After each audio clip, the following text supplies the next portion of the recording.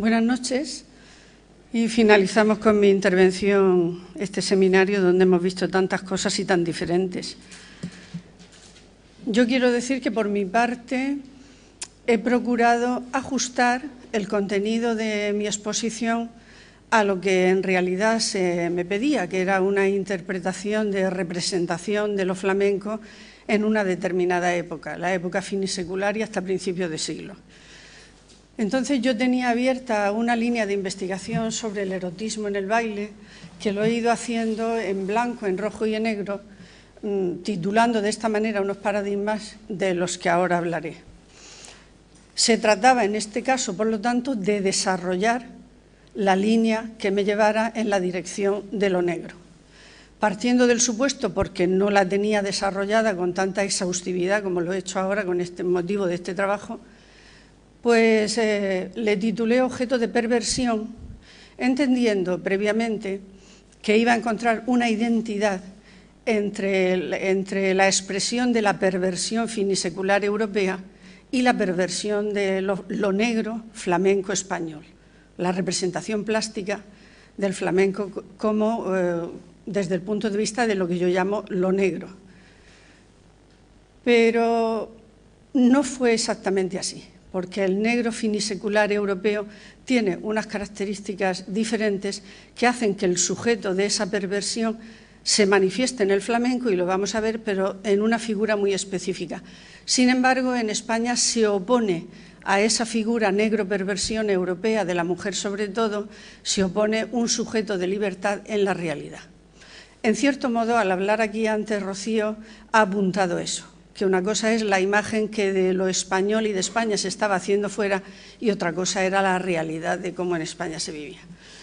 Entonces, en el esquema de desarrollo, que lo hemos puesto ahí, que yo también lo voy a ir pasando aquí, para hacer de una forma analítica la exposición, pues tenemos que la memoria arcaica en rojo, en blanco y en negro es la que voy a explicar, en la que tendremos como resultado una huida de la mujer, que entendida la mujer como perjudicial. Entonces, para delimitar conceptualmente el rojo, blanco y negro, nos vamos a remitir a la memoria arcaica, y que el negro es siempre el más productivo desde el punto de vista plástico y literario, porque es el que más morbo despierta y el que más capacidad de representación ha desarrollado. En las sucesivas subidas de mujer, entonces, en blanco los villanos, en blanco para caballeros, en negro para villanos, y la figuración negra quedará en mujer perjudicial. Esa mujer perjudicial, que la hemos visto en la plástica, representada de forma negra y como un ser perverso a lo largo de toda la historia de la pintura, incluye el barroco, de pronto, en la época que vamos a estudiar, la época finisecular, fin del siglo XIX, se exacerba, se sobredimensiona y se vuelve a vivir de una forma neurótica. En ese momento vamos a ver cómo eso es producto del cientificismo y el decadentismo fin de siglo, y esa mujer que era solo perjudicial, la misoginia tradicional, se convierte en fatal, y ahí vamos a aumentar en un grado esa perversión. Y a continuación el hallazgo de que efectivamente España es diferente. Tendremos nuestra representación negra, pero en negro español, el negro regeneracionista, que no va a ser exactamente igual al negro finisecular europeo. A continuación vamos a ver cómo el negro se disuelve en el modernismo catalán, que yo le he llamado al consumo, en la medida en que se convierte en un producto de consumo y se suaviza. Ahí se abre una línea de interpretación del flamenco que estará en clave blanco esencialista. Las líneas que están apuntadas, pero no están desarrolladas en este trabajo, las marco con un asterisco, porque en este trabajo me vuelvo siempre otra vez a lo negro, para terminar con que España negra termina por formularse en los soníos negros, también como la segunda vertiente que Lorca hace de la representación del flamenco. El último tema, que la mujer flamenca en realidad, más que objeto de perversión con serlo en ocasiones, es sujeto de libertad, está prácticamente sin desarrollar. lo tengo desarrollado porque ha sido tema de otras conferencias mías, pero que no lo traigo aquí porque sería demasiado extenso. Solamente lo quería hacer notar como ese final. Entonces salimos de esta introducción porque yo tengo pues la intención de... Y pasamos al 2.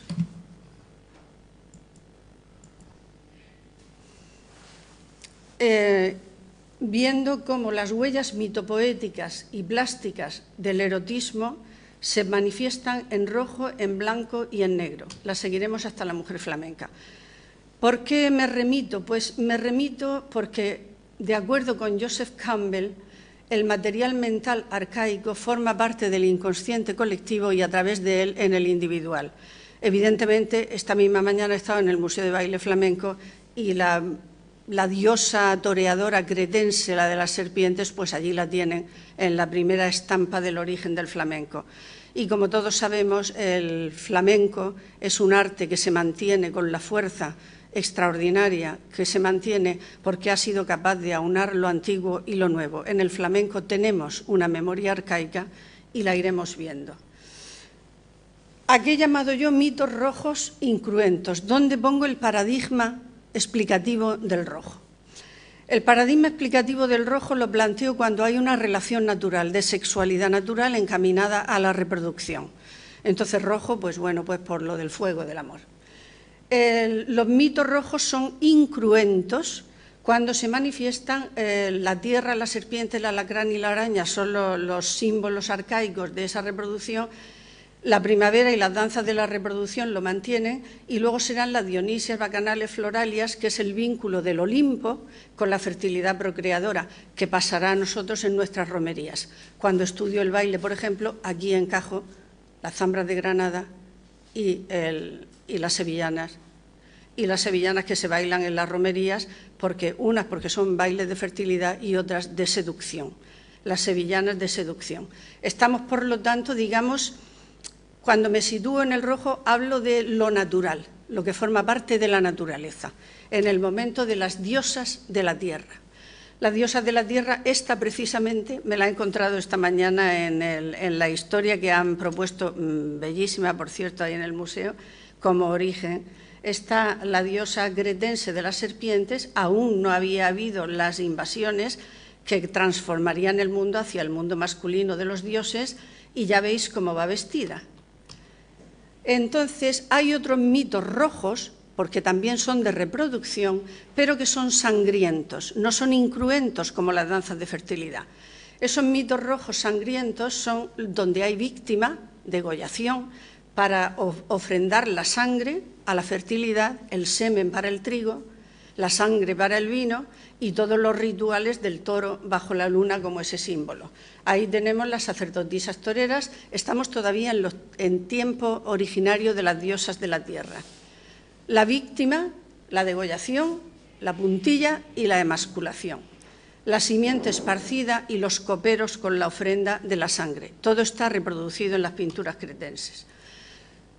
La reacción que se produce, lógicamente, es un terror. El terror masculino a esa castración, degollación, que en las artes va a tener una presencia permanente y que no se acaba. Concretamente, en pintura contemporánea he visto unas escenas de Judith degollando a Holofernes, que bueno, no me podía imaginar el grado todavía de morbo brutal que contienen. Entonces, un terror negro que no ha cesado nunca y que se puede representar en forma metafórica o real. Quiero decir que la castración también tiene un valor metafórico de la mujer que quiere dominar al hombre y someterlo. No solamente es la degollación directa con haberla, que la hubo. Las diosas de la tierra son derrotadas y Zeus y Yahvé, dioses del rayo y del cielo triunfantes, imponen otro modelo. Y en este modelo es donde vamos a encontrar el mito blanco. ¿A qué llamo yo paradigma blanco? Pues cuando se opone a la naturaleza procreadora la palabra creadora. A partir de ahora el mundo será creado por la palabra. Ya lo sabemos todos, el verbo es el que entra en el mundo, de manera que aparece la primera lucha de la creación blanca por la palabra contra procreación roja por la reproducción. El mito que lo representa en la mitología griega es ese Zeus, de cuya cabeza nace Atenea, porque se ha tragado a la madre. Atenea era hija de Metis, una enemiga de los dioses del Olimpo. Entonces Zeus se la traga para, una vez que la digiere, poder, naturalmente es un símbolo de la capacidad del hombre de crear sin el concurso de mujer. Esta es la Atenea blanca, hija sin madre. Y digo remitir a Picabia porque luego uno de los mitos de Duchamp y Picabia va a ser crear una máquina que sea una figura, una criatura sin madre, pero ya es tan antiguo como la propia Atenea. En este momento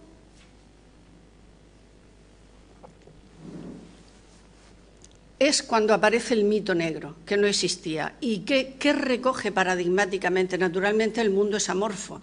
Para explicárnoslo sometemos unos paradigmas. Estos son paradigmas que yo he construido porque recogen esas tres corrientes por las que podemos explicarnos el mundo y explicarnos a nosotros en él.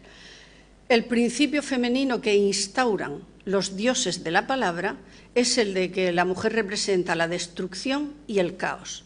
Ahí nace el mito negro, perversión, como una venganza o como una defensa. Ahí, a partir de ese momento, la mujer va siempre a ser un ser perverso que trae los males al mundo, tanto en los olímpicos como en los hebreos. Esta es Eva, serpiente y demonio. A partir de ahí ya tenemos construidos los tres paradigmas sobre los que va a circular toda la representación plástica, emocional, literaria de las relaciones. Entonces, ¿cómo huimos de la mujer perjudicial? Todavía no la he llamado fatal, tenemos que llegar al fin de siglo. Los caballeros huyen hacia arriba en blanco, por ejemplo, Dante con Beatriz, en un texto que no voy a leer por no entretenerme, pero que es definitivo, de cuando dice el amor en los ojos de su dama. Ya sabéis, un amor que jamás llegó a tener ningún contacto físico. Esa es la huida en blanco para caballeros, que yo he llamado para caballeros. Para villanos, los eternos textos de la misoginia, que el más representativo sería el de Sempronio en Celestina, cuando trata de convencer a Calisto de que no esté enamorado de Melibea, pero Melibea es una mujer y como tal es un ser perverso. Y hay una retahíla llena de paralelismos de la maldad de la mujer verdaderamente inconmensurable. Y hasta existe la profilaxis, ese famoso soneto de Quevedo, la dulce boca que a gustar convida un humor entre perlas destilado, y a no envidiar aquel licor sagrado que a Júpiter ministra el garzón de ida. Amantes, no toquéis si queréis vida, porque entre un labio y otro colorado amor está de su veneno armado, cual entre flor y flor sierpe escondida. No se engañen las rosas, que a la aurora diréis que aljofaradas y olorosas se le cayeron del purpúreo seno. Manzanas son de tántalo y no rosas, que después huyen del que incitan ahora y solo del amor queda el veneno. Esto está en el barroco.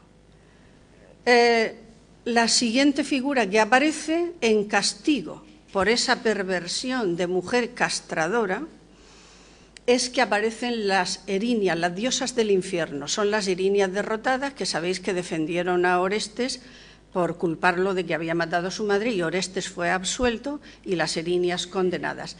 Ellas inauguran la corriente de la mujer como bruja, hechicera, maga, llena de artes diabólicas, de conjuros y de perversión, de la que en todo momento hay que huir. Esta es Artemisia, que el mito de la degollación bíblica aparece en el barroco muchísimo, y por ser, yo no sé si la única o casi la única mujer pintora de la época, pues hizo una reproducción de Judith degollando a Holofernes que realmente parece la matanza del cerdo. Porque es que están ahí las dos con un brío y con el cuchillo.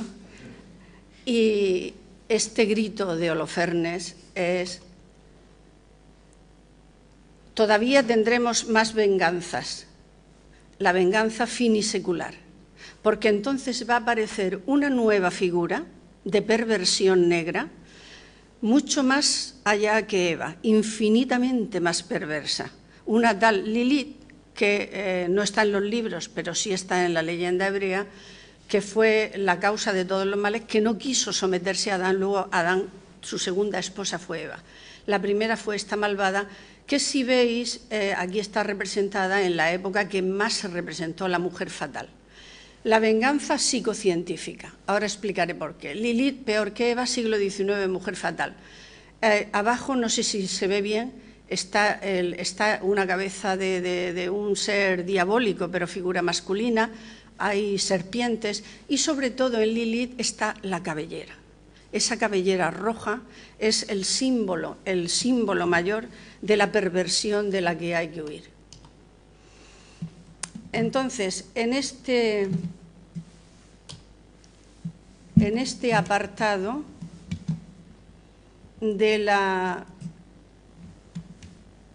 memoria mítica que he llamado en 3 paradigmas, he tratado de explicar por dónde voy a encauzar el blanco, el rojo y el negro, aunque en este trabajo he desarrollado y derivado solamente el negro. Esa furia finisecular contra la mujer se hará terrible en la Europa posromántica. Entonces, por eso la he llamado yo la Europa negra del diván freudiano. Fechas. Las fechas tenemos la de un feminismo activista, y lo digo porque va a ser consecuencia de ese feminismo activista, esa respuesta tan violenta contra la mujer. Otro libro emblemático de 1869, escrito por John Stuart Mill, La sujeción de la mujer, Casa de muñecas de Ibsen, y en esos mismos años el género español nace como género flamenco en los teatros y cafés cantantes. Lo que quiero establecer aquí es la contemporaneidad de eso, aunque, repito, el desarrollo de ese negro europeo, de esa Europa negra del diván freudiano, no tendrá mucho que ver con nuestra Europa negra regeneracionista. La neurosis que se desata en el fin de siglo y huidas de la mujer es una exasperación del terror negro, una furia desatada contra la New Woman, porque ella es un sujeto decadentista, producto de la cultura decadentista, pero que emerge desde las serpientes adánicas porque emerge con intención de ser sujeto. Y esa intención de ser sujeto, a pesar de que la mujer decadentista se parece más en su concepto a los propios decadentistas, los hombres no la admitieron porque veían en ella una amenaza. El pánico se desata y todos lo practican: filósofos, escritores, médicos, fisiólogos, patólogos, psiquiatras, psicólogos, positivistas, científicos, pintores decadentistas, esteticistas, expresionistas. Esto no tiene fin. En esta época también hay una huida en blanco. Volvemos a repetir, la huida de mujer en blanco, pero ahora también de tipo neurótico. Esta es la mujer ideal del momento, la blanca. Vigilar y esperar, reponer, redimir, regenerar, la misión de la mujer en la tierra, con permiso para herir la cabeza de la serpiente atravesando pecado y maldición, es nacida para cuidar, para suavizar, para solazar. Así, al mundo enfermo que sobre ella reposa, así era Lucille. Esto es uno de los poemas que le dedican a Lucille, y yo he añadido ahí, a falta poner la mayúscula, como era Rosario de Manuel Machado, que tiene algunos poemas dedicados a mujeres en las que digamos que el ideal de mujer sería esta mujer blanca. ¿Cómo se manifiesta la mujer blanca en las artes? Pues como todo lo que es creado desde la concepción divina. En el caso de nuestra religión, la que concibe sin mancilla, y luego en Romero de Torres es la única imagen blanca que he encontrado, y fijaos que representa un concepto, es la literatura, no es... Pues si de concepto seguimos hablando, en flamenco nuestra mujer blanca va a ser Lola. La Lola se va a los puertos, la Lola de los Machado. Es un perfecto paradigma de concepto blanco, porque Lola no es mujer.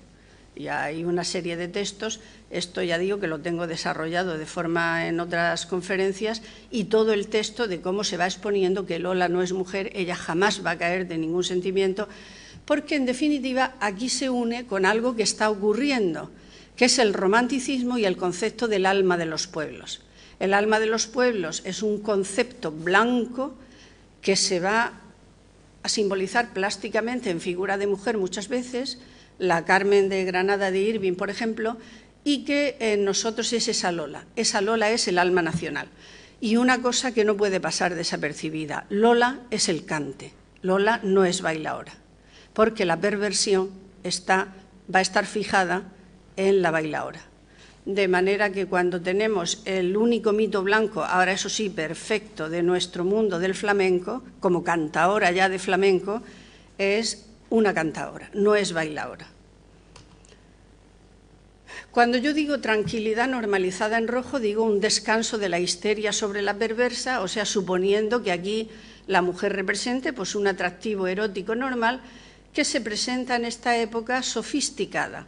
Pero cuando se la presenta sofisticada siempre adquiere figura de odalisca, nunca de flamenca. Las flamencas se concebían como un ser primario y no se les ocurría hacer imágenes de la sofisticación erótica con una flamenca. Siempre están en ambientes como esta. La otra era de Fortuny y esta es de Mas Riera, un catalán, y también, como veis, es una sofisticada con una languidez artificial que en nada tiene que ver. Estas son líneas de erotismo rojo. Cuando cogen una hispana, rotunda, el realismo empieza a tratarlas como hembra natural en esta de Manet. Bueno, es una mujer en traje hispano y ya se ve claramente que la sofisticación de la odalisca ha quedado de lado para dar paso al realismo de mujer auténticamente de carne y de sangre auténtica, no lánguida, no enferma, no tocada por... Y ahora viene lo fuerte de la época finisecular, que es la huida pánica en negro expresionista. Estas son, en la medida en que la mujer es natural, procreadora y fértil, es abominable. Decía Baudelaire que es el que tiene textos más terribles acerca de la naturaleza inferior. Entonces, esa es una afirmación de tipo artístico, pero la carta a la inferioridad femenina, no a la inferioridad, cuidado, a la perversión femenina, le dará carta de naturaleza científica y artística esta época. Empiezan a hacer pruebas. Es la época del positivismo. El positivismo ya no se limita a decir las cosas, pesa, mide, es una ciencia experimental. Entonces se dedica a coger mujeres, a pesarles el cerebro, a pesar unas con otras, a compararlo con los cerebros de otros seres de otras razas, para concluir en que hay un libro, este lo tengo en casa, La indigencia espiritual del sexo femenino con las pruebas anatómicas, fisiológicas y psicológicas de la pobreza mental de la mujer, su explicación biológica, por Roberto Novoa Santos, Semper y Compañía Editores, Valencia, 1907. Novoa Santos, con Max Nordau y con Darwin, que era el padre de todo esto, fue Darwin, dice: en la hembra de cualquier especie predomina la ley de la herencia, en el macho la ley de la formación individual. Así, la mujer es típica y el hombre individual. Aquella tiene fisonomía media, o sea, es género. Este tiene fisonomía propia, aquella es género, este individuo. Entonces, pues bueno, con las mujeres muertas quedaban bien. Aquí tenemos, dice, mira qué bonita era. El cabello Lilith, como veis, se ha hecho ya, y entonces pues empiezan a ver lo bonitas que estábamos muertas o calladas. Esta también, y tenía corazón, de Simonel Lombardo, también no se aprecia bien, pero tiene toda la caída del cabello de Lilith, pero está inmóvil.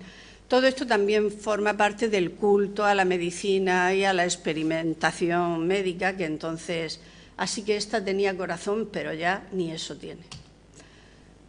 Otro miedo que se desata contra la mujer es que la medicina también crea ideología y las plagas también van configurando cada época, y en esta época una de las más terribles fue la sífilis. Esto es un cartel de Ramón Casas y, como veis, está representada como española. Tiene un mantón y la figura negra que se ve detrás es la serpiente. Es un cartel que debió hacer para alguna campaña publicitaria, el cartel de Ramón Casas. Y solo del amor queda el veneno. Romero de Torres, la frase se la he puesto yo recordando el soneto de Góngora, porque aquí está expresado de la forma plástica más rotunda que yo he podido ver, con la muerte detrás de esa musa gitana que le llama. Porque también la negritud va a ir unido a la imagen de la gitana. La huida se produce por miedo a ser seducido. Entonces esa seducción es fatal. Hay que guardarse de la mujer como del diablo. La mujer perjudicial, hemos pasado a la mujer fatal. Y el hombre se convierte en un voyeur aterrorizado de la copulación con el diablo. Erotismo negro en pleno decadentismo. Principio femenino de la negra perversión expresado en esta imagen, probablemente de las 250 o 300 sobre las que he podido elegir. No sabía cuál elegir de más impacto. Esta me ha parecido potente, pero las había, muchas más. Todo el fin de siglo, toda la época esta está llena de imágenes de perversión. Se pone otra vez en marcha el mito de las vaginas dentadas, que son las que apresan al hombre, y la imagen obsesiva que repiten las artes es la de un ser castrante, perverso, del que hay que protegerse, y de ahí el gigantismo. Orestes perseguido por las erinias, en otra serie infinita de... Y aparecen 3 mitos negros que se desarrollan en el arte, en las artes plásticas, de una forma exacerbada. Judith es la más morbosa, y digo repetida hasta el presente porque me ha sorprendido la fuerza que ha recuperado ese mito. No lo tuvo tanto, tuvo más el de Dalila y el de Salomé, pero ahora, a partir de los 80, vuelve a haber unas representaciones de Judith de toda clase y condición de la degollación de Holofernes. Aquí la tenemos en la de la época que estamos estudiando, a de von Stuck, y tenemos una... ¿Tapo yo? ¿Tapo yo la pantalla? Como os veo... Es que para veros yo a vosotros tengo que mantenerme a distancia. Aquí tenemos la única aproximación a ese mito terrible, y fijaos el distinto tratamiento que es la de la chica de la navaja de Romero de Torres. Pero vamos, no tiene la fuerza extraordinaria de perversión de estas imágenes de los pintores decadentistas. Y en esta Salomé, de baile como perversión, también desde la misma época, es con la que le doy entrada a otro concepto científico que el tiempo aquel puso de moda, y es encontrar que el baile manifiesta la perversión femenina. Científicamente demostrado que la preferencia de las mujeres por el baile y la danza no era sino la manifestación evidente de su condición de ser primitivo e irracional. Por el baile la mujer volvía por sus fueros y hechizaba al hombre, que quedaba arrastrado y preso ante esos movimientos al abismo de la infancia oscura y telúrica, de la irracionalidad de la condición femenina. El erotismo negro se identifica con la danza y vuelta con el cientifismo. Las mujeres danzantes están enloquecidas por el sexo, vestidas con flores y volantes. Las mujeres hacen patente su lealtad a Maya, la diosa de la primavera y la fertilidad, indicación externa del peligroso fuego que arde entre sus muslos. Todo ese entrecomillado es de Campbell, pero no otro que voy a citar, que es el hermano, que hizo un tratado sobre la española. El pintor Kramer mostraba en sus pinturas mujeres danzantes las sospechosas, turbulentes pasiones de las mujeres en los estertores de la danza, lascivas y fuera de control, estado pre-evolucionado del desarrollo masculino. No traigo todo esto yo aquí por puro morbo, que yo de esto paso, quiero decir que a mí no me afecta, ¿eh? Lo traigo porque es el pórtico de la única manifestación negra que vamos a ver en flamenco, que es contra las bailaoras. Por eso que la bailaora de café cantante está en la literatura y en la literatura moral definida exactamente igual que estaba la danzante europea del siglo XIX. Y es donde se establece una... Entonces, empiezo con la larga noche de la negra lujuria en los bailes hispanos. Por supuesto, nosotros no empezábamos el baile negro con el baile de café cantante. Teníamos buenos precedentes, como muchos de los que estamos aquí conocen perfectamente. Fue en el Renacimiento Lazarillo y Celestina quien pusieron de moda el fervor por la marginalidad, la germanía, la picaresca, los ambientes sórdidos y encanallados. En jácaras, jerigonzas, gitanas, habaneras, rastro, zarabanda, encontramos ya los bailes negros y esto recién lo acabo de incorporar porque aunque este cartel es muy famoso yo no lo conocía, pero me venía al pelo, lo he visto ayer, que es un cartel que se anuncia baile en 1789 y dice: en la venta del Caparrós a 2 leguas de Lebrija podrán asistir y ver cómo el demonio se mete en el cuerpo de la gitana andaluza cuando baila la zarabanda y el polo. Entonces, me he traído hasta aquí la relación del mito, del demonio y de la perversión. Y ayer, cuando José Luis Ortiz Nuevo dijo palabras, calavera, no sé cuánto dijo, malina, qué malina eres. Y todo el auditorio celebró. O sea que en la malignidad realmente sigue funcionando como algo, aunque sea en un registro de broma, pero que funciona. Nosotros, la malignidad serpiente, quien más la va a representar es Romero de Torres en esta flamenca, y yo digo serpiente porque siempre los movimientos de erotismo negro y de malignidad siempre estarán asociados metafóricamente a la serpiente. Los brazos, todo el dibujo de la cadera y la pierna, todos los mimos de la que le jalea detrás, incluso su boca, la boca de la que le jalea detrás está más cerca de un bífido, y la noche española en el baile flamenco. La noche española está poco representada en pintura, pero está muy presente en la literatura moralizante.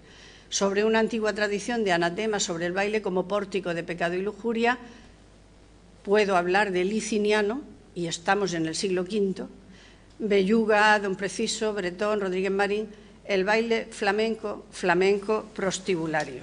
Y ahí he puesto yo, para leer un texto en este sentido, en el que el baile flamenco se expresa exactamente igual que lo que acabamos de ver. Enrique Vera y González, en Memorias de un periodista en 1883, escribe en un café cantante: varias mujeres, en su mayor parte horribles, rodeáronnos al punto como arañas.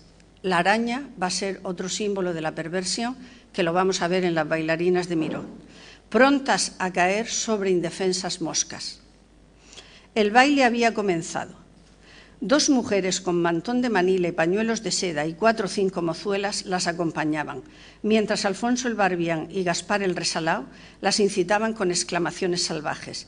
La escena era vergonzante. Aquellos cuerpos se retorcían en convulsiones lascivas que enardecían a los concurrentes que aullaban. El cante flamenco, ridículo sonsonete y desagradable y manolesco, es una melodía antiartística con resabios de indolente fatalismo que acompaña perfectamente el impúdico bailoteo de aquellas bayaderas de barrios bajos. Pero el desenfreno llegó a su colmo cuando 2 flamencos intervinieron en la danza y ellas y ellos se retorcían como reptiles. Cada uno de aquellos meneos era un ultraje al pudor más repugnante aún que las contorsiones de la epilepsia. Y así están descritos en muchísimos sitios los bailes de la macarrona y la carbonera, que ya son bailaoras de flamenco. Decía de la carbonera que al bailar la inspira Satán, es la posesión demoníaca, es el enemigo malo, ondulando su cuerpo agitanado y reptilesco, contorsionándolo y retorciéndolo, y la macarrona que con una cadencia religiosa desciende los brazos hasta doblarse a la altura del vientre, grave, litúrgica, entreabre la boca sin brillo y muestra sus dientes rojizos como los de un lobo tintos en sangre. Se pueden sacar muchos más textos, pero he de decir que realmente en correspondencia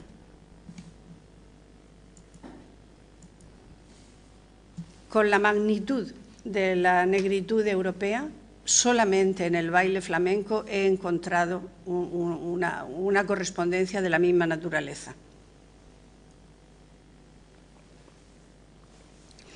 Pero no en las artes plásticas, que era donde allí más se mostraba. Hemos tenido nuestra España negra, pero España es diferente también como negra. ¿Por qué? Porque la España negra es una España regeneracionista. Lo que pretende es educar, mostrar la negritud, no mostrarla como la regeneración del 98 se apoya en la pintura como instrumento de regeneración. No, la generación se apoya en la pintura como instrumento de regeneración porque el español ve mejor que piensa. Esta es una frase de Unamuno. Y por eso se acercó a los pintores vascos y todos los que le podían proporcionar imágenes de España negra. Salvar almas por la imagen está puesto con un asterisco, es porque, como he dicho, este trabajo, esta es una línea de desarrollo, pero tengo muchas otras. Y estas son que esto ya era un principio contrarreformista. A través de la imagen, educar al pueblo en emociones, porque el pueblo es iletrado y prácticamente es el mismo principio que el regeneracionismo español. Y va a tener el mismo final, que al final las imágenes negras se consumen por sí mismas, porque interesan, porque gustan, y pierden totalmente el factor didáctico moralizante que tuvieron al nacer, tanto por parte de la Iglesia como por parte de los regeneracionistas. Y aquí viene la pelea, los negros impertinentes contra los blancos. La España negra de Zuloaga se interpreta como que es decente y la blanca, como Sorolla, es indecente. ¿Por qué? Porque no se compromete, porque la pintura negra es regeneracionista y esencial y la blanca es folclorista y superficial, en opinión de Unamuno. Quiero decir que en esa medida a las pinturas de la España negra se le estaba dando un valor moral, un valor didáctico. Por eso ahí la mujer no es el odioso objeto de perversión, sino que en todo caso aparece como una imagen más de esa España negra, como puede ser la de toreros, la de prostitutas o la de peluqueras o la de curas o la de alcaldes. Es decir, no hay una fijación directa como la hubo en Europa contra la mujer. Pero los blancos no se quedaban callados. Zuloaga no quería, esto lo dice Azorín, Zuloaga no quería España, no calaba su realidad, la pintaba al gusto extranjero y provocaba que vinieran a vernos como una tribu de seres primarios, raros, brutales y simiescos. Al final esto lo digo yo, pero que al final las dos Españas se ponen al consumo porque ambas fueron castizas a la medida extranjera de satisfacer lo español y es más, la España negra se puso como más de moda, tenía más fuerza plástica y tuvo más éxito como tal pintura. Y luego, por otra parte, decir que la España negra ni siquiera la inventamos nosotros como casi nada de lo que hemos inventado en castizo. Ya sabemos que vinieron los belgas, los primeros pintores vinieron de Bélgica, por circunstancias que ahora no se puede decir, ellos venían ligados a una visión de España negra, la introdujeron por el País Vasco y con Regoyos, y al final tenemos un Ensor, bueno, y tenemos la tradición de Goya, que había quedado interrumpida y que ahora se recupera, la tradición de Goya negro. La España negra he puesto antes que era belga, la España negra era vasca, la España negra era catalana, con algunas imágenes de catalanes. Esta es la gitana de Nonel, en reposo, y esta otra de Rusiñol. La España negra era gitana. Esta es la que más cunde. Magia indogitana, retahílas gitanas y flamencas en Quíndale. ¿Por qué? Pues porque el físico del gitano y su propia forma de vivir estaba mucho más, era más fácil expresar en esa negritud inquietante y misteriosa. Así que la pícara España de luto gitano, porque eso es lo que realmente se demanda y se vende. Aquí tenemos una imagen que yo he encontrado como de typical, negra, en los términos de lo que estoy explicando. Otra corriente sería la del simbolismo, pintura simbólica, pero también regeneracionista. Es decir, toda la pintura que se hace tiene intención didáctica, moral y regeneradora. Y la simbólica era muy apreciada porque decía Baroja y Valle que contiene la verdad oculta de las cosas, y por eso admiraban a Romero de Torres, a pesar de que Romero de Torres no estaba bien considerado. Valle lo admiraba por esa capacidad de traslucir la realidad oculta más profunda que la pura apariencia. Y aquí he traído dos imágenes simbólicas referidas al cante, el cante jondo de España negra en toda su extensión. No se ve lo suficiente para que veamos los detalles, pero es la muerte y es asociado al cante jondo. Romero de Torres es para mí el negro, que pintaba en negro, pero que tenía el alma roja, porque a él lo que le gustaba era el cuerpo a cuerpo. No era hombre que abominara de la mujer, sino todo lo contrario. Pintaba negro, pero con alma roja. Estas son sus mujeres, negro, simbolista, regeneracionista, y otra imagen simbólica relacionada con el flamenco, que es la saeta, absolutamente terrible, como imagen de España negra, también asociada a la religión vista de mundo. Y con la era Zuloaga he definido pues todo lo que fue Unamuno. Fijaos si tenía tradición religiosa en el fondo, que entendía que Zuloaga pintaba a la España negra como penitencia. Eran gitanos y toreros como instrumentos de regeneración. El baile gitano en Granada tiene un impacto ese blanco que aquí no se puede apreciar. No se puede apreciar. Y también tenía el alma roja, pero se cuidaba de sus desnudos. Voy a presentar unos cuantos. Parece ser, pues yo lo he leído en biografías, que los exhibía poco, pero en ningún momento los desnudos de Zuloaga degradan a la mujer, en ningún momento, como esas imágenes degradadas que hemos visto de la Europa finisecular. Aquí tenemos la maja, mantilla y clavel, la Celestina, también tratada con es casi blanca, y la famosa Oterito. Naturalmente aquí no hay ningún elemento de perversión. Así que todos se volvieron locos por la España negra. Se puso de moda, viva la España negra, y la España negra se convirtió en un producto al consumo, como les había pasado a los contrarreformistas. Y luego hay una serie de pintores que no sienten el regeneracionismo en absoluto, pero que se benefician de esa moda. Y ahí tenemos a este francés de origen español, y yo los he puesto juntos, pero es mucho más significativo el caso de Picabia y también a Miró. He puesto imágenes de los tres en la línea que estamos viendo de representación de imagen negra, del flamenco negra.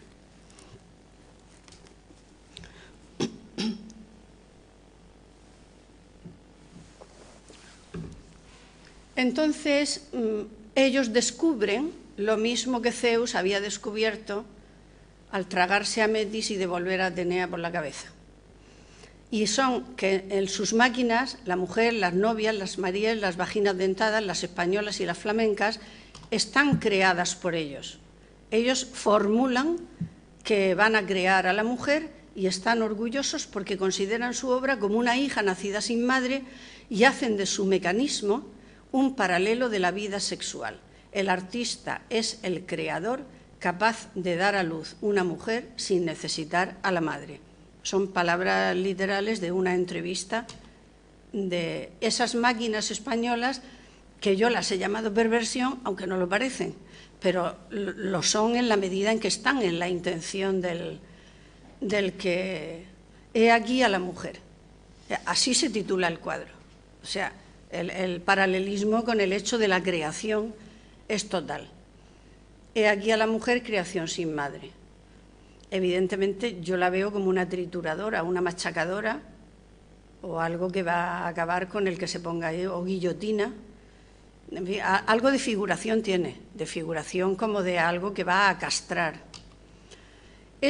La figuración no es tan exacta, pero evidentemente hay una perversión religiosa en la que hay una confusión entre el rosario que acaba en la cruz y el hecho de un instrumento musical en la flamenca. Siempre estará presente el elemento de la religión como negro, como perversión, en Picabia. Esta es la Carmen Blanca de Picasso, que las pintó blancas porque la pintura cubista aquí no aparece porque es una pintura blanca en la medida en que es una pintura absolutamente racional. Entonces no es una pintura de los sentimientos, sino una pintura de volúmenes, de conseguir determinados efectos pictóricos, y en esa medida es un producto conceptual, no es un producto de contenido semántico, que es lo que aquí vamos. Y entonces tiene esta Olga con mantilla, que bueno, que tiene unas reminiscencias cretenses preciosas, que Picasso las reproduce muchísimo. Hasta tiene una imagen pavorosa, que él está como minotauro violando a una mujer. Entonces es muy... se sentía, el minotauro era su alter ego y debió estar imbuido por la estética cretense. Aquí tiene otra, pero veis que aquí no tenemos... Miró nos presenta esta bailarina, que yo la veo asociada con el sentimiento de la negritud, aunque no sabría decir bien por qué. Esto ya es una cuestión que, como no es pictórica, es de carácter semántico, digamos. Pero aquí sí he visto que en estas dos bailarinas surrealistas pues he descubierto la araña. Entonces la araña, la luna y ese corazón rojo ha recogido, o eso que parece, toda la mitología de la mujer cretense de las épocas preolímpicas, porque en ella está representada esos como sacrificios bajo la luna, y la araña, que también en esta bailarina en negro aparece ahí en un local. Luego ya está la figuración directa de la negritud que hicieron. Lo que pasa es que la pintura de Picabia hizo tanto, tan diferente, tan disperso, unas veces por provocar, otras veces por jugar, otras veces que yo no puedo, la línea de lo que él hizo, asociarla a una determinada intención, pero por eso la muestro aquí, con la perversión negra unida a la religión, aquí también, y en esta fecha ya no pretende solo denunciar, sino única y exclusivamente provocar en esta flamenca. Y para terminar esta parte he puesto el último trabucazo expresionista, porque el trabucazo, como ya sabemos, lo dio Solana. Ya aquello incluso pues se habla de parodia. Hay las brujas de Zuloaga, que también las trató, las brujas de San Millán, esa visión pavorosa de la mujer. Las brujas de Solana, que no son flamencas, son coristas y una peinadora, pero que la estirpe es de bruja negritud. Y la última guinda de Picabia, la Revolución Española, entre flamenca, torera y calavera. Aquí ya es que no hay ni que buscarle la intención, porque yo creo que fuera de la provocación esto es lo que sugiere la imagen. Y de Solana, sin embargo, vamos a tener ocasión de ver cómo trata a la mujer andaluza con un respeto. Toda la furia negra contra la mujer como ser perverso se disuelve en Europa con el movimiento modernista, que se convierte en un producto de decoración y de comercio, y donde pues pues bueno, pues lo mismo que vestirse de punky era una provocación al determinado orden racional del mundo, y luego costaba yo que sé cuánto vestirse porque los modistas lo habían integrado, ¿no?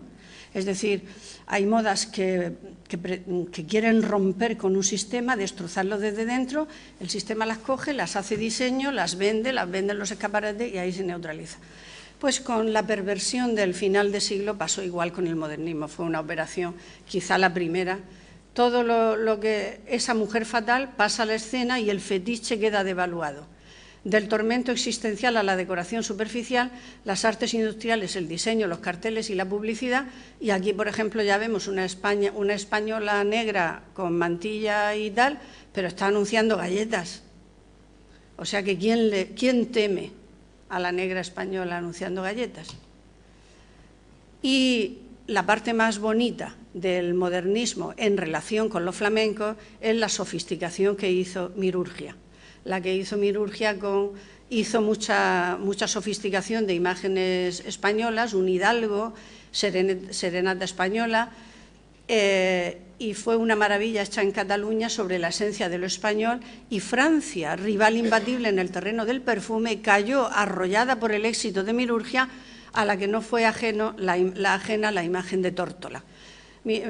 Como veis, Tórtola, esta es en una representación suya, como bailarina, pues está imitando a una serpiente. Las dos manos tienen sus ojos en forma de anillos, ojos de boa, la cola, el vestido, las curvas, todos sus movimientos son de serpiente.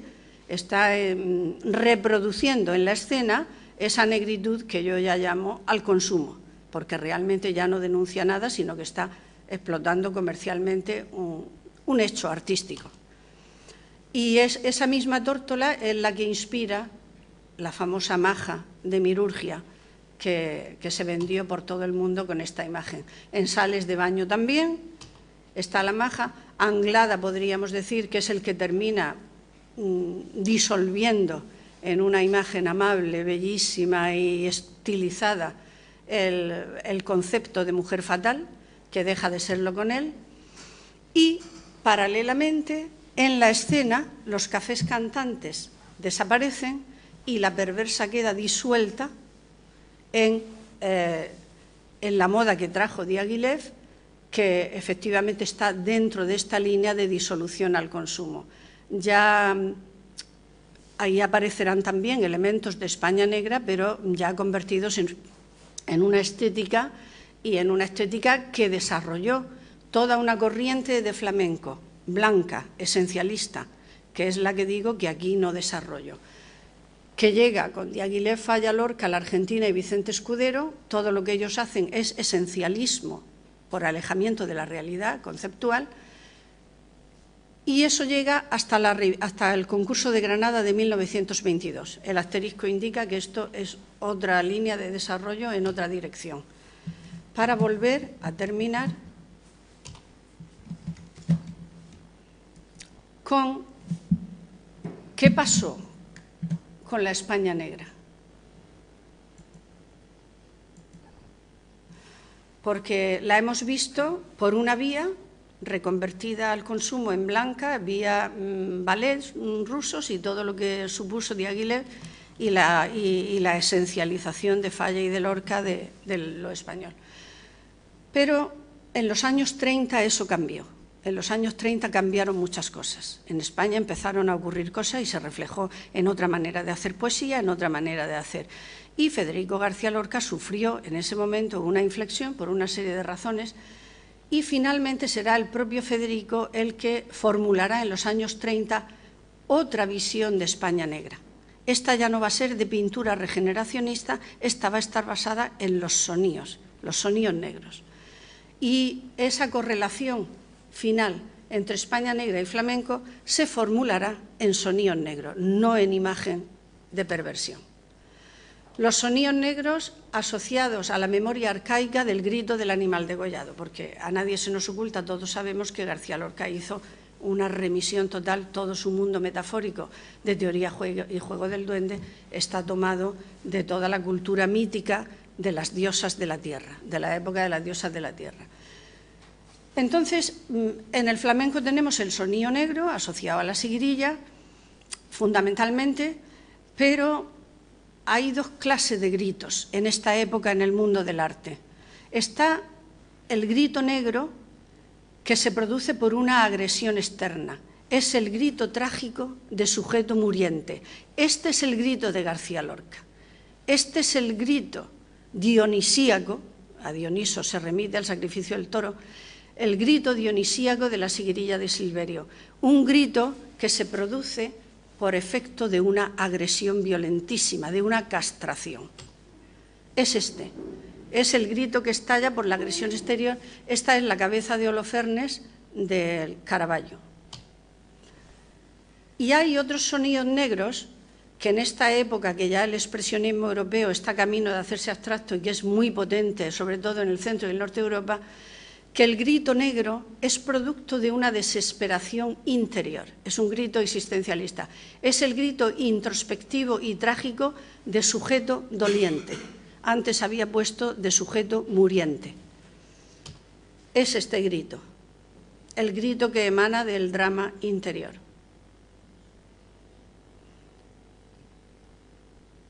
Que, por cierto, la otra noche volví a ver, después de mucho tiempo, la película del Padrino, y cuando una de ellas, y cuando matan a la hija, lo recordaréis, a pie de escalera, y él da un grito que está un rato en silencio hasta que rompe, pues es que estaba totalmente cogido de se pone las manos en la cabeza y abre la boca y emite este grito de desesperación, aunque en ese caso va mezclado también con la agresión, pero no en carne propia. Entonces es Lorca quien abre también esta segunda vía de... Bueno, aquí me he remitido a lo que hizo antes, hasta Granada 22, hasta que yo le he llamado hasta esa época reivindicación, y a partir de este momento le llamo redención. A partir de este momento Lorca reconvierte su formulación metafórica del flamenco en un concepto de sangre derramada. Y todas las metáforas se refieren a eso.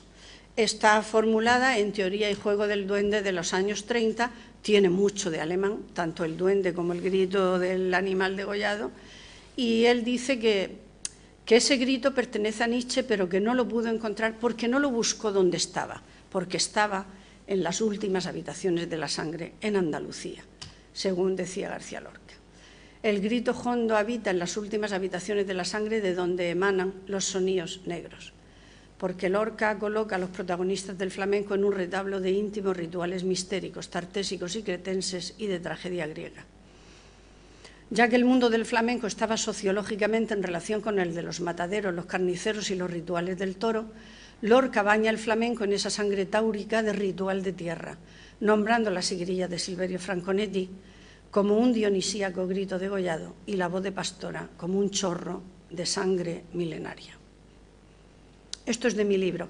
Quiero decir solamente que el libro no era solamente el libro de cante minero, hay una teoría sociológica del cante flamenco que está en ese libro, o sea que esta cita es de ahí. Aquí tenemos aquel cuyo grito abría la azogue de los espejos, Silverio. ¿Y qué nos queda después de Lorca? Como sabéis, la guerra, la interrupción de este concepto, hasta que la generación de los 50, la más doliente que hemos tenido, que salía del franquismo dando gritos de expresionismo doloroso, retoma, establece un puente y retoma la España de García Lorca, pero no la reivindicativa folclórica que él de su primera época, sino la última, la de la sangre y los sonidos negros. Y en esa pintura se manifiesta perfectamente, pero esta pintura es abstracta. En Millares, Canogar, Lucio Muñoz, Saura o Guinovar encontramos ese grito. En Saura, el grito terrible, y el cante flamenco, finalmente, lo formulamos en negro, pero no en negro plástico, sino en negro expresionista.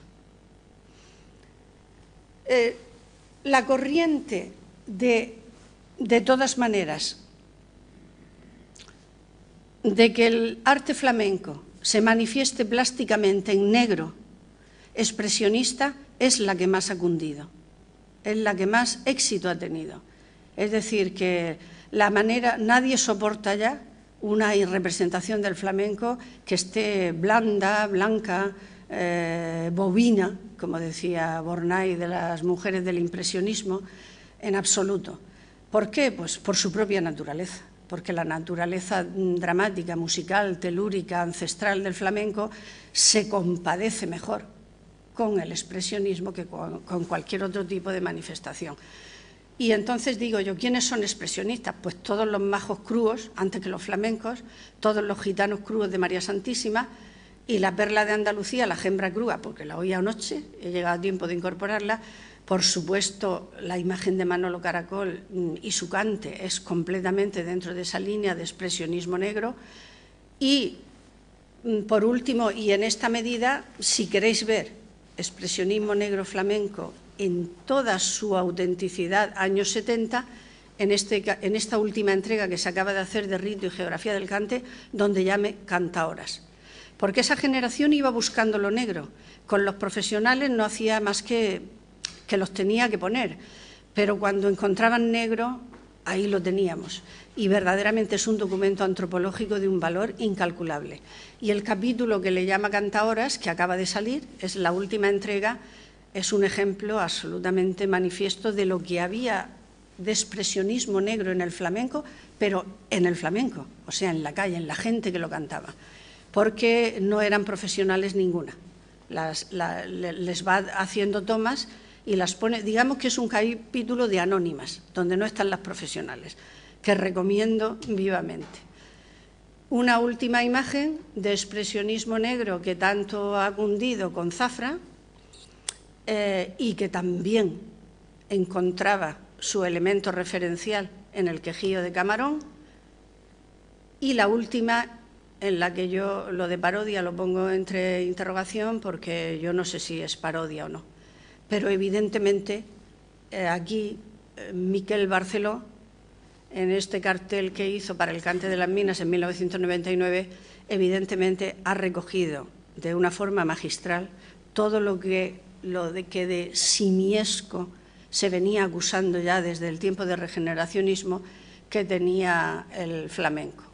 Si él ha tenido aquí o no ha tenido intención regeneracionista, probablemente no, porque no son tiempos ya de regeneracionismo, pero si lo ha tenido o no lo ha tenido, pero el hecho ahí, en superficie y expresado tal y como está, es que evidentemente Barceló sabe lo que ha hecho cuando ha hecho esta manifestación de flamenco expresionista negro.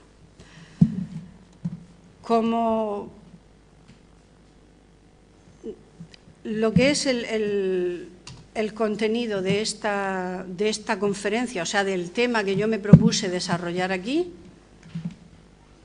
termina con ese flamenco expresionista. Lo único que ocurre es que esta es una línea sin desarrollar, pero que yo solamente quiero dejar como un último apunte en el ambiente, porque me parecía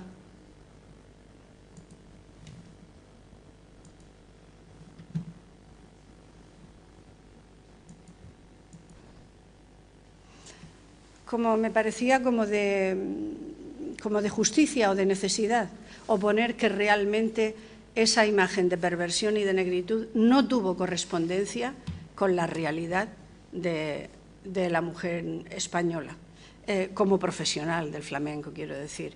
Entonces, esa libertad y autonomía de la mujer flamenca, para mí, se formula finalmente en flamenca, pero se recoge por la tradición en la mujer hispana, que ya estaba, casi se había convertido, como dice Lorenz, en una pauta de comportamiento genéticamente fijada. Madariaga también habla de ello, de que es una cuestión de carácter, de fuerza más belleza, y Havelock Ellis es un socialista que viene viajando por España y escribe un libro y se queda sorprendido porque en la época en que en Inglaterra estaban todas las reivindicaciones de las nuevas mujeres, él encuentra que en España ese fenómeno no se dio. ¿Pero por qué no se dio? Porque realmente la mujer española no vivía sometida al enclaustramiento que vivía la mujer burguesa europea. Esto es lo que yo he encontrado. Esto es un texto de Celestina definitivo para ver lo que ha sido tradicionalmente la libertad de la mujer. La autonomía y la fuerza de este texto no tiene parangón. Sempronio la quiere engañar y le dice: ¿quién soy yo, Sempronio? Quitásteme de la putería. Calla tu lengua, no amengues mis canas, que soy una vieja, tal cual Dios me hizo, no peor que todas. Vivo de mi oficio como cada oficial del suyo, muy limpiamente. A quien no me quiere no le busco, de mi casa me vienen a sacar, en mi casa me ruegan, si bien o mal vivo, Dios es el testigo de mi corazón. Y no pienses con tu ira maltratarme, que justicia hay para todos, a todos es igual. También seré oída, aunque mujer, como vosotros, muy peinados.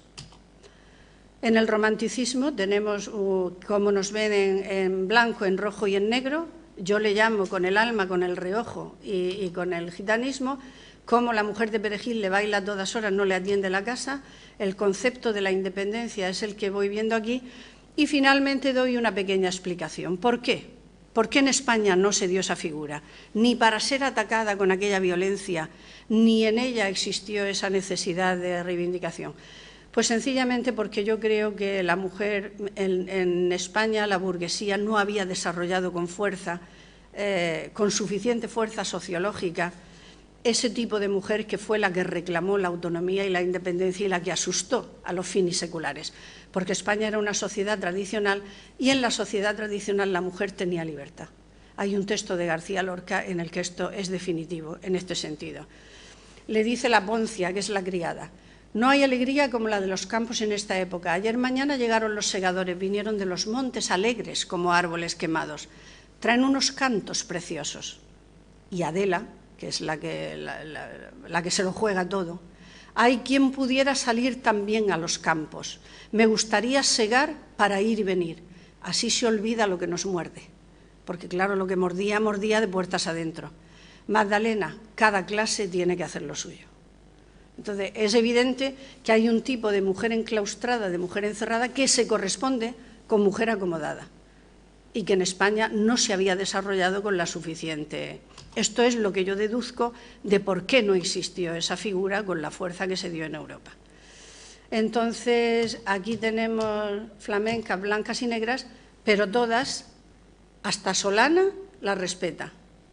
Solana y todo, un respeto para la mujer andaluza, que esta es una imagen de Solana, Tórtola como imagen de libertad, Pastora como imagen de libertad.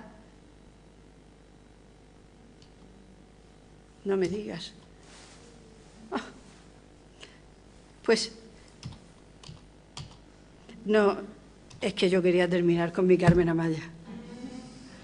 Pero bueno, ¿cómo se me ha quedado? No la reconoce el... Bueno, pues Carmen Amaya. Cretense, hispana, negra, fuego, tierra y libertad por el baile flamenco. Muchas gracias.